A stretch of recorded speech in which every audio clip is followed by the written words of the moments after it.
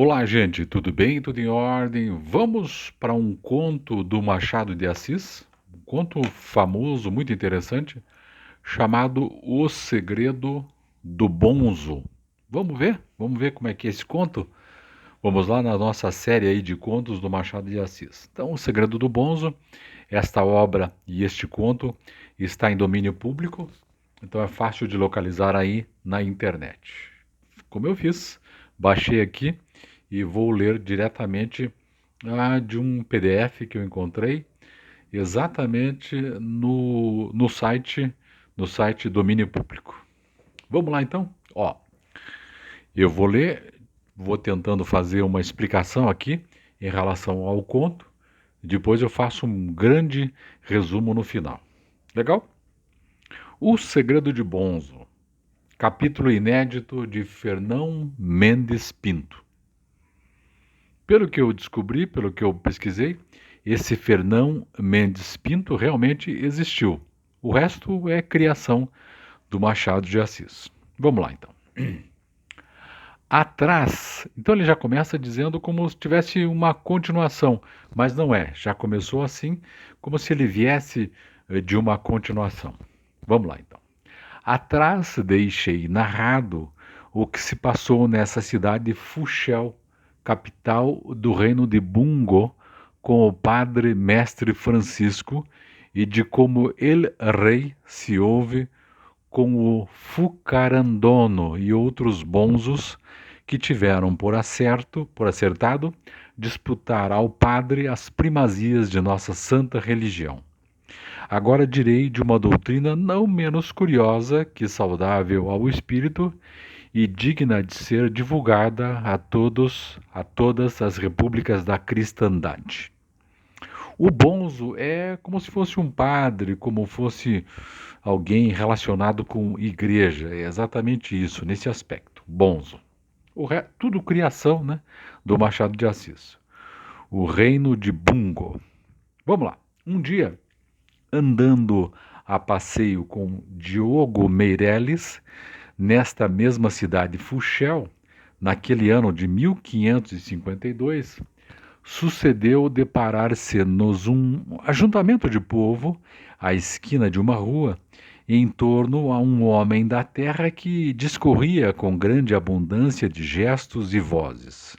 O povo, segundo o esmo mais baixo, seria passante de 100 pessoas, varões somente e todos embasbacados.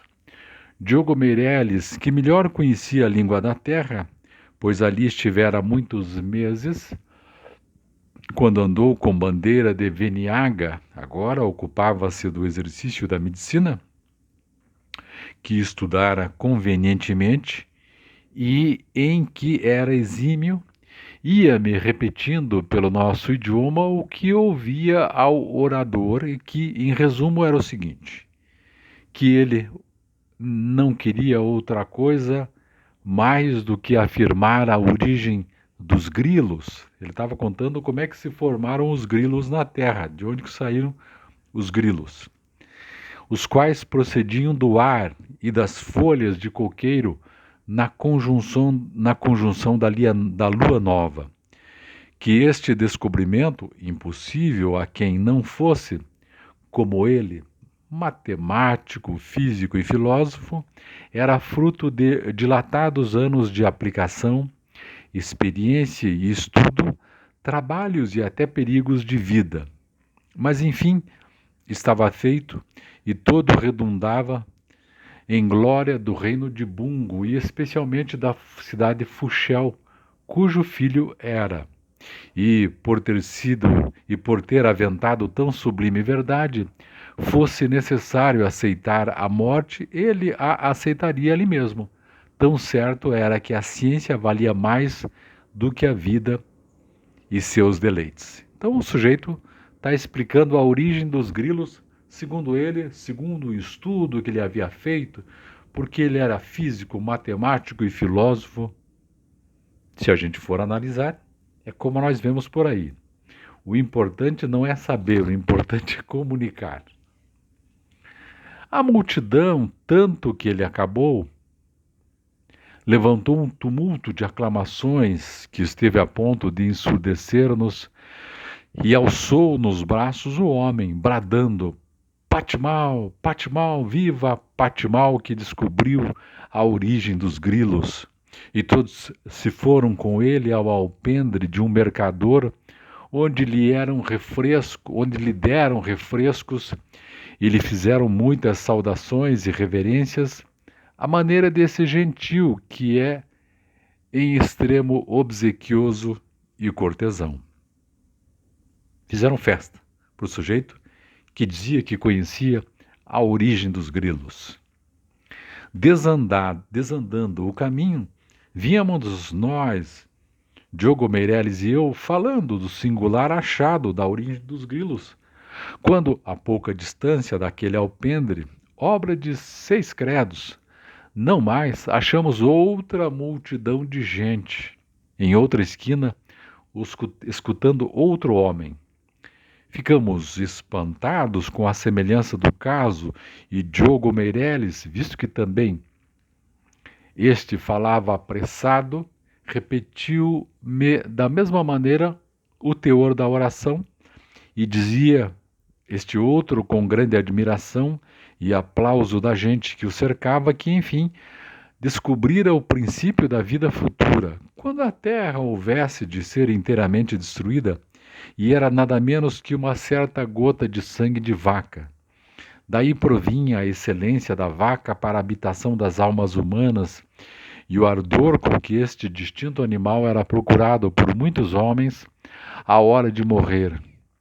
Descobrimento que ele podia afirmar com fé e verdade, por ser obra de experiências repetidas e profunda cogitação, não desejando nem pedindo outro galardão, mais que dar glória ao reino de Bungo e receber dele a estimação que os bons filhos merecem.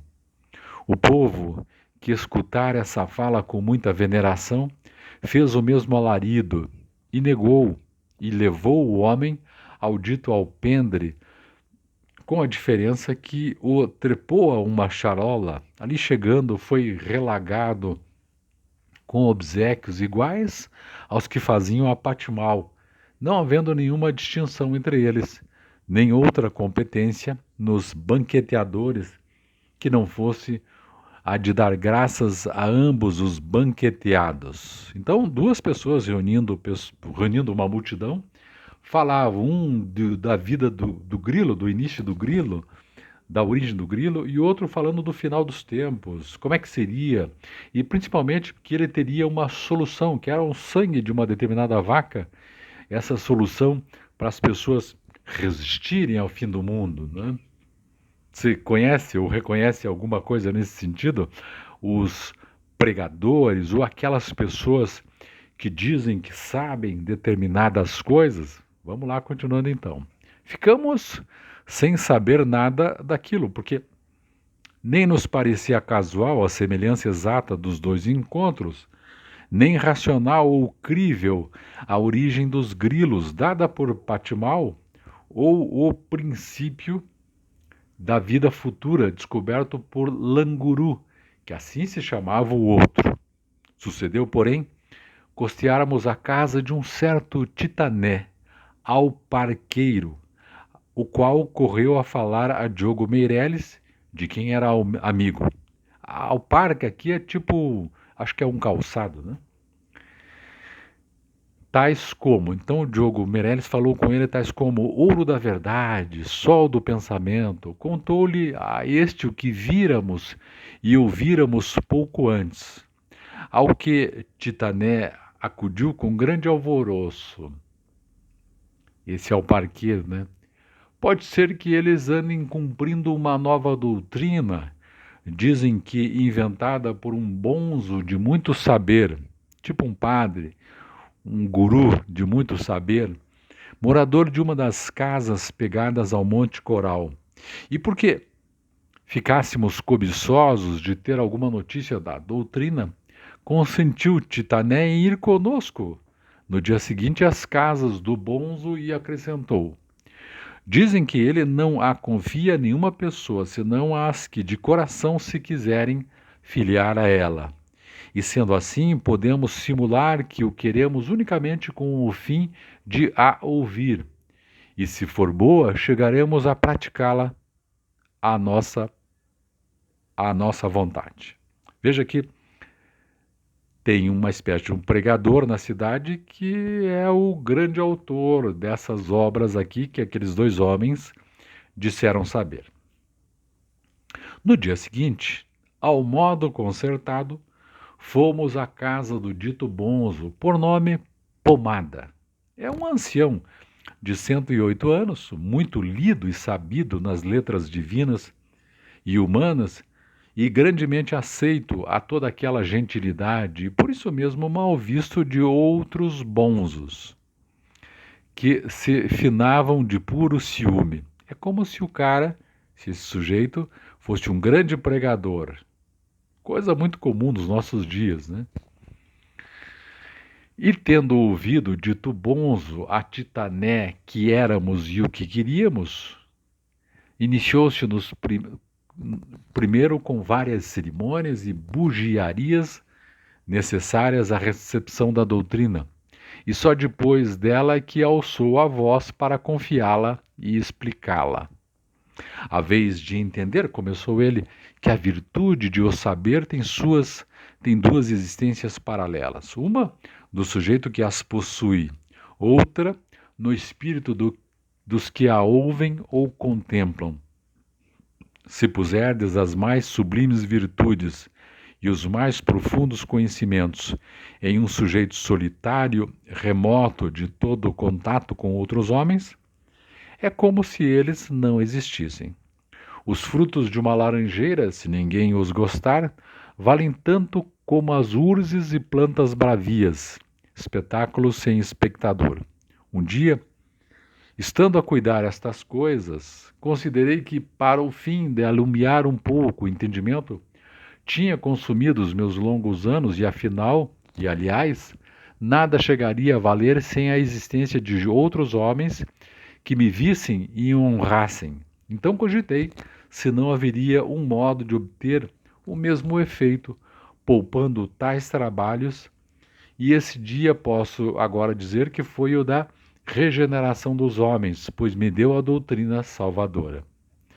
Neste ponto, afiamos os ouvidos e ficamos pendurados na boca do gonzo, o qual, como lhe dissesse Diogo Meirelles que a língua da terra me não era familiar, ia falando com grande pausa, porque eu nada perdesse, e continuou dizendo: mal podeis adivinhar o que me deu ideia da nova doutrina.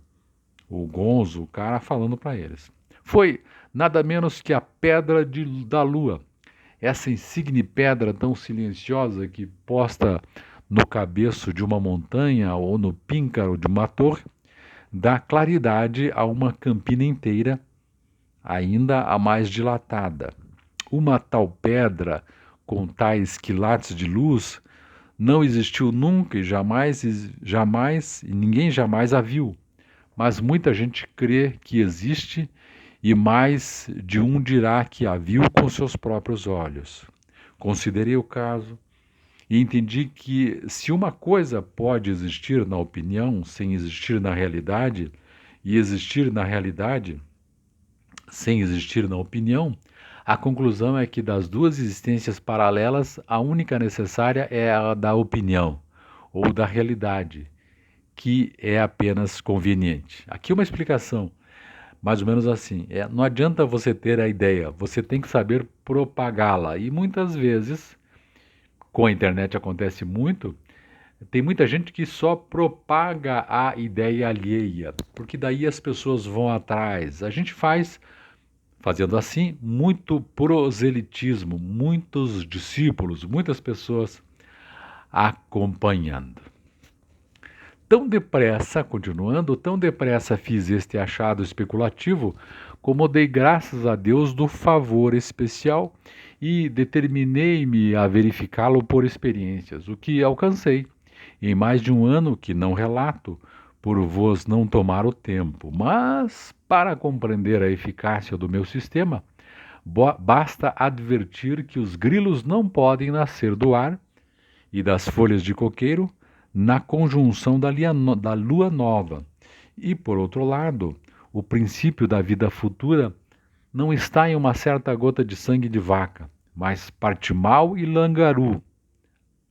Os dois caras lá, varões astutos, com tal arte souberam meter essas duas ideias no ânimo da multidão, que hoje desfrutam a nomeada de grandes físicos e grandes filósofos e tem consigo pessoas capazes de dar a vida por eles.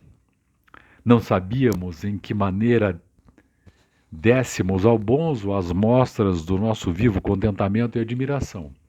Ele interrogou-nos ainda algum tempo, compridamente, acerca da doutrina e dos fundamentos dela, e depois de reconhecer que a entendíamos, incitou-nos a praticá-la, a divulgá-la cautelosamente, não porque houvesse nada contrário às leis divinas ou humanas, mas porque a má compreensão dela podia daná-la e perdê-la em seus primeiros passos. Enfim, despediu-se de nós com a certeza, são palavras suas, de que abalávamos dali com a verdadeira alma de pomadistas. Denominação esta que, por se derivar do nome dele, lhe era em extremo agradável. Com efeito, antes de cair a tarde, tínhamos os três combinado em pôr por obra uma ideia tão judiciosa quanto lucrativa, pois não é só o lucro que se pode haver em moeda, senão também o que traz consideração e louvor, que é outra e melhor espécie de moeda, conquanto não dê para comprar damascos ou chaparias de ouro. Combinamos, pois, à guisa de experiência, meter cada um de nós no ânimo da cidade de Fuxel uma certa convicção, mediante a qual houvéssemos os mesmos benefícios que desfrutavam Patimal e Langaru. Mas, tal certo é que o homem não ouvida o seu interesse, entendeu Titané que lhe cumpria lucrar de duas maneiras, cobrando da experiência ambas as moedas, isto é, vendendo também as suas alparcas, ao que nos não opusemos, por nos parecer que nada tinha isso com o essencial da doutrina. Consentiu a experiência de Titané em uma coisa que não sei como diga para que a entendam.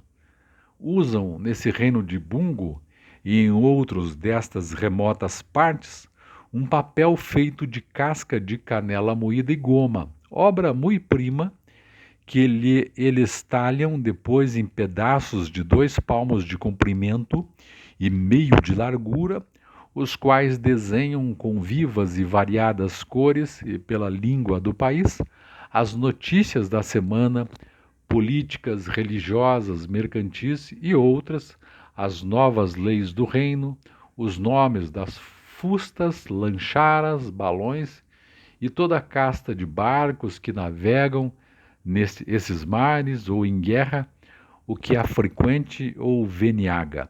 É uma espécie de central de notícias, né? Nesse, aspas, papel.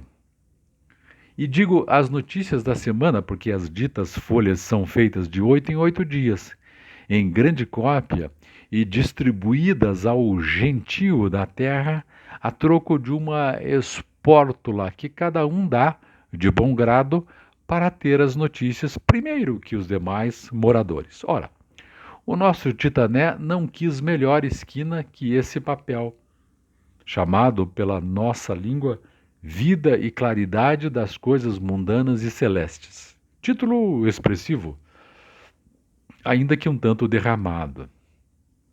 E, pois, fez inserir no dito papel que acabavam de chegar notícias frescas de toda a costa de Malabar e da China, conforme as quais não havia outro cuidado que não fossem as famosas alparcas dele Titané. Que estas alparcas eram chamadas as primeiras do mundo por serem muito sólidas e graciosas, que nada menos que 22 mandarins iam requerer ao imperador para que invista do esplendor das famosas alparcas de Titané, as primeiras do universo, fosse criado o título honorífico de Alparca do Estado, para a recompensa dos que se distinguissem em qualquer disciplina do entendimento, que eram grossíssimas as encomendas feitas de todas as partes, às quais ele, Titané, ia acudir, menos por amor ao lucro do que pela glória que dali provinha à nação, não recuando, todavia, do propósito em que estava e ficava de dar de graça aos pobres do reino umas 50 corjas das ditas alparcas, conforme já fizera declarar a ele rei e o repetia agora. Enfim, que apesar da primazia no fabrico das alparcas, assim reconhecida em toda a terra, ele sabia os deveres da moderação e nunca se julgaria mais do que um obreiro, diligente e amigo da glória do reino de Bungo. Em outras palavras, essa publicação exaltava as alparcas desse senhor também, e mentia bastante, né? De modo a favorecer a venda dessas alparcas. A leitura dessa notícia comoveu naturalmente a toda a cidade de Fuchel, não se falando em outra coisa durante toda aquela semana. As alparcas de Titané, apenas estimadas, começaram a ser buscadas com muita curiosidade e ardor, e ainda mais nas semanas seguintes, pois não deixou ele de entreter a cidade, durante algum tempo, com muitas e extraordinárias anedotas acerca de sua mercadoria, e dizia-nos com muita graça: vede que obedeço ao principal da nossa doutrina, pois não estou persuadindo da superioridade das tais alparcas. Antes a tenho por obra vulgar, mas filo crer ao povo que as vem comprar agora pelo preço que lhes taxo. Isto é, dá uma ideia de que aquela alparca eram raríssimas, originais e importantes, de modo tal que quem fazia o preço era o vendedor, não é o mercado. Então quem fazia o preço é o vendedor, porque a procura era grande. Não me parece, ataliei, que tenhais cumprido a doutrina em seu rigor e substância, pois não nos cabe inculcar a outros uma opinião que não temos, e sim a opinião de uma qualidade que não possuímos. Este é, ao certo, o essencial dela. Dito isso, assentaram os dois que era a minha vez de tentar a experiência, e que imediatamente fiz, mas deixo de a relatar em todas as suas partes, por não demorar a narração da experiência de Diogo Meirelles, que foi a mais decisiva das três e a melhor prova dessa deliciosa invenção do bonzo.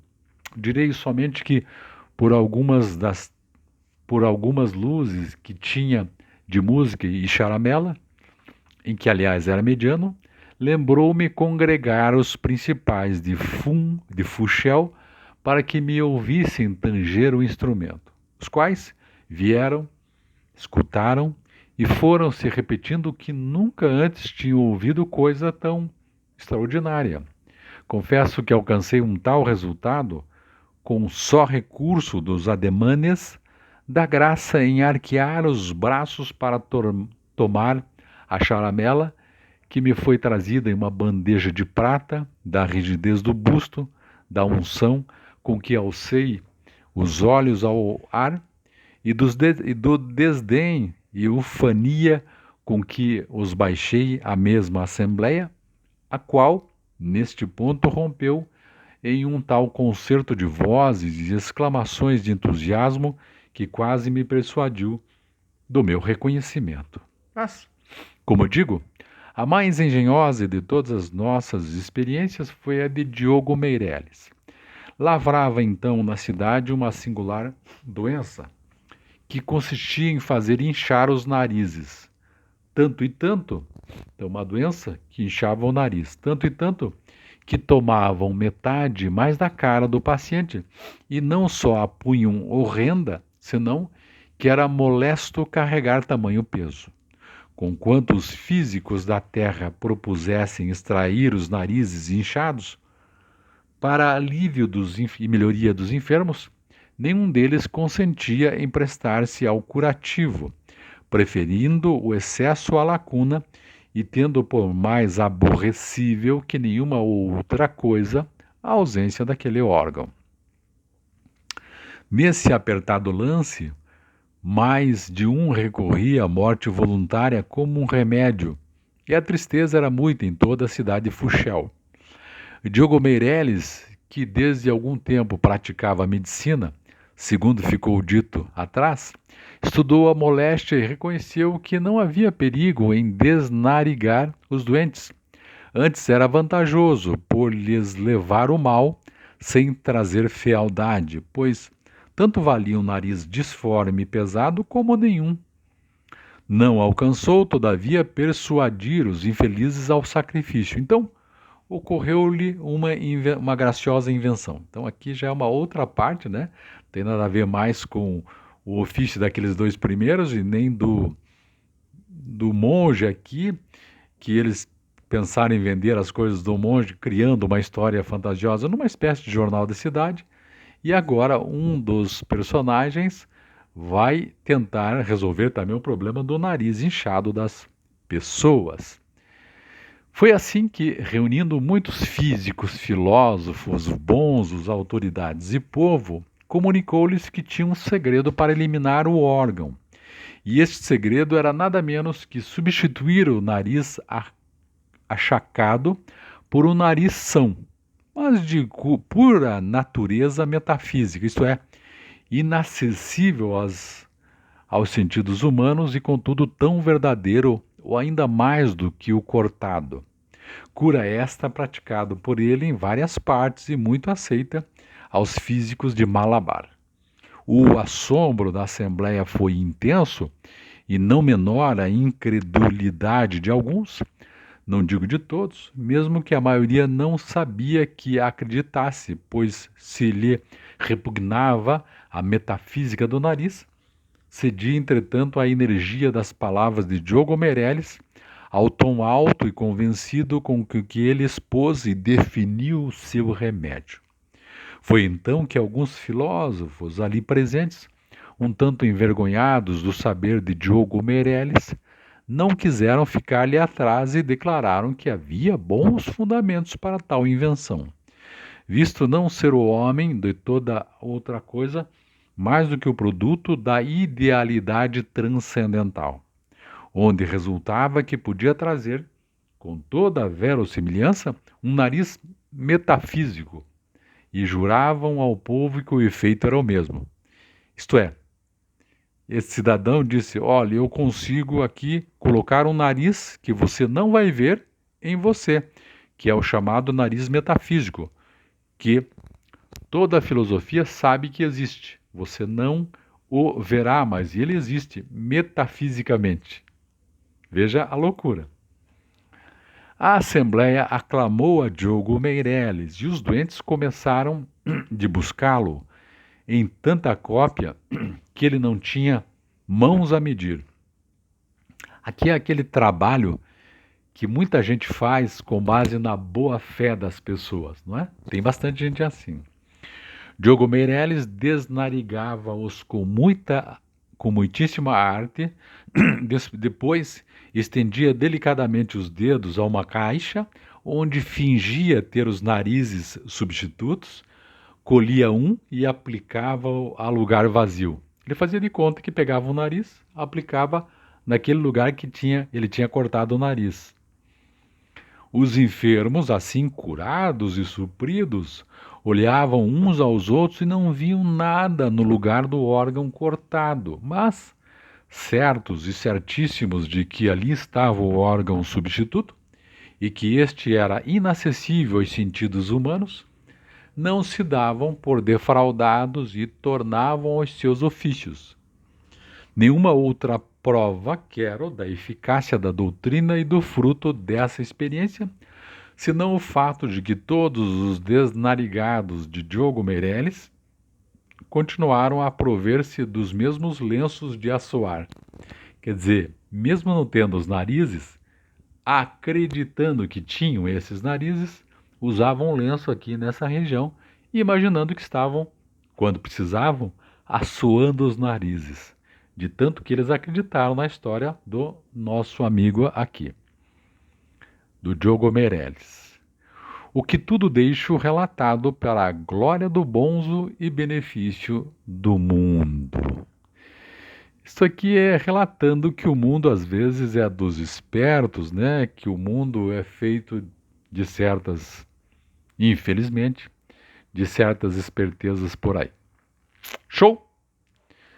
Vou dar uma olhada aqui, porque eu fiz um pequeno resumo aqui da narrativa para a gente poder entender bem isso aqui e fechar com chave de ouro esse conto muito legal, muito interessante do Machado de Assis. Então o texto, em estilo de crônica ou sátira filosófica, apresenta uma narrativa alegórica ocorrida em 1552 na cidade oriental de Fuxel, reino de Bungo. Tudo isso imaginário.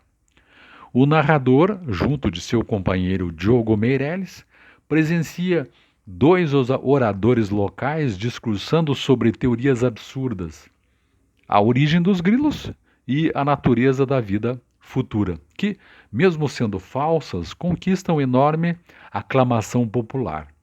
Intrigados, descobrem que tais discursos fazem parte de uma nova doutrina criada por um sábio bonzo chamado Pomada. O bonzo ensina que a opinião pública é mais importante que a verdade real. Que interessante. E que a fama e o prestígio podem ser alcançados não pela verdade, mas pela percepção que se planta nos outros. Importa é a comunicação, não a verdade que está sendo comunicada. Ele ilustra isso com a metáfora da pedra da lua, que não existe, mas muitos acreditam existir. O segredo, portanto, está em convencer os outros da existência de uma virtude ou qualidade, mesmo que ela não exista de fato. Convencidos da doutrina, os três protagonistas, o narrador, o Meirelles e o Titané, decidem testá-la. Titané, vendedor de alparcas, sapatos, publica notícias falsas glorificando suas alparcas, o que gera enorme demanda por elas. 2. O narrador, também, que participa com poucos talentos musicais, organiza um recital e, só com encenação e gestos teatrais, convence o público de sua genialidade musical. E Diogo Meirelles, diante de uma epidemia de narizes inchados, realiza cirurgias em que substitui os narizes doentes por narizes metafísicos, invisíveis, mas cuja existência ele afirma com convicção que existem. A população aceita e até continua usando lenços como se tivessem narizes normais. Explicação e interpretação, então, para a gente trabalhar melhor essa obra. O texto, obviamente, é uma sátira sobre a credulidade popular e o poder da retórica e da aparência sobre a verdade e o texto sugere que a realidade é moldada pela opinião e pela percepção coletiva, não necessariamente pela verdade objetiva. A gente vê isso muito com fake news também, né? Também os textos sugerem que convencer é mais eficaz do que provar. E a ilusão, se bem construída, pode valer tanto quanto ou mais que a realidade. A fama e o prestígio social são frequentemente produtos de marketing e narrativa, e não de mérito verdadeiro. E, no texto, há uma crítica velada à vaidade humana, à manipulação da fé e da ciência e à facilidade com que as massas são seduzidas por discursos eloquentes, ainda que vazios. Em conclusão, a doutrina do bonzo pomada é essencialmente uma filosofia da aparência e da opinião pública como realidade válida. O texto critica, com humor e ironia, o valor que se dá ao reconhecimento social, mesmo que baseado em ilusões, e mostra como a retórica e o simbolismo podem construir mitos de alparcas extraordinárias, músicos geniais ou narizes invisíveis, aceitos com fé cega pelas multidões. E aqui, obviamente, esse texto é atualíssimo, apesar do estilo seiscentista, né? trata do poder das narrativas, da propaganda e da percepção, que são temas centrais na era da informação e da pós-verdade. Curtiu este conto sensacional do Machado de Assis? Acabamos de lê-lo. O Segredo do Bonzo, que é o capítulo inédito de Fernão Mendes Pinto, que é uma obra que está em domínio público, faz parte da biblioteca virtual do estudante brasileiro, mas está também encontrado na biblioteca de domínio público.com.br ou .org.br. Show? Valeu? Curtiu?